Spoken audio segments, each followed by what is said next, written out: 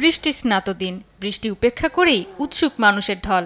কেউ এসেছেন প্রতিযোগিতায় অংশ নিতে, আবার কেউ এসেছেন উপভোগ করতে। রোববার ইংল্যান্ডের ল্যাঙ্কাশায়ারের র্যামসবটমে হয়ে গেল ওয়ার্ল্ড ব্ল্যাক পুডিং থ্রোয়িং প্রতিযোগিতার ভিন্নধর্মী এই আয়োজনে ব্ল্যাক পুডিং নিয়ে লক্ষ্যবস্তু হিসেবে ইয়র্কশায়ার পুডিংয়ের দিকে ছুড়ে মারেন প্রতিযোগিতা। নির্দিষ্ট দূরত্ব থেকে যে যত বেশি পুডিং মাটিতে ফেলতে পারেন তাকেই বিজয়ী ঘোষণা করা হয়। ছুড়ে মারার সুবিধার্থে পুডিংগুলো কালো কাপড় বা মোজায় পেঁচিয়ে রাখা হয় বলে এর এমন নামকরণ। আমি বুঝি নির্মাণের শিল্প, সালাম স্টিল বোঝে ডিউরেবিলিটি। সালাম স্টিল, মোস্ট ডিউরেবল স্টিল। প্রতি বছর আগস্ট বা সেপ্টেম্বরে ব্যতিক্রমধর্মী এ প্রতিযোগিতার আয়োজন হয়ে আসছে।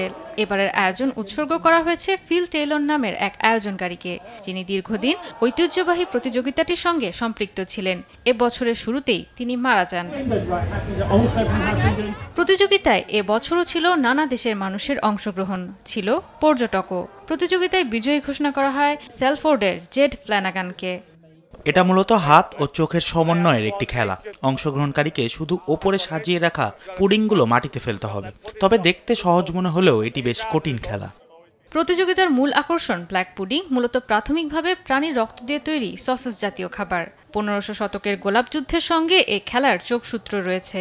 জনশ্রুতি আছে ল্যাঙ্কাশায়ার ও ইয়র্কশায়ারের মধ্যে যুদ্ধ চলাকালে অস্ত্র ফুরিয়ে যাওয়ায় আত্মরক্ষার জন্য এমন পুডিং ব্যবহার শুরু করে। সেই স্মৃতি ধরে রাখতেই সূচনা হয় অদ্ভুত মজার প্রতিযোগিতাটির। জয়া সরকার, নিউজ ডেস্ক, দেশ টিভি।